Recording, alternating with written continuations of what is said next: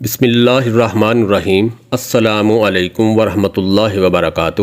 مقصود خادم channel کی طرف سے اس ویڈیو میں جو جنت میں داخل ہونے والے گروہ میں سب سے جو پہلا گروہ داخل ہوگا اس کی شان کے بارے ایک حدیث نبوی صلی اللہ علیہ وآلہ وسلم بیان کروں گا۔ اگر ابھی تک آپ نے میرے چینل کو سبسکرائب نہیں کیا تو پلیز سبسکرائب کریں تاکہ میری ہر آنے والی ویڈیو آپ کو مل سکے۔ سب سے پہلا گروہ جو جنت میں داخل ہوگا، ان کے چہرے 14ویں رات کے چاند کی طرح روشن ہوں گے۔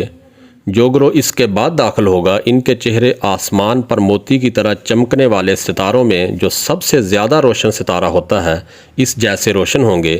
سب کے دل ایک جیسے ہوں گے، نہ ان میں بغض و فساد ہوگا اور نہ حسد۔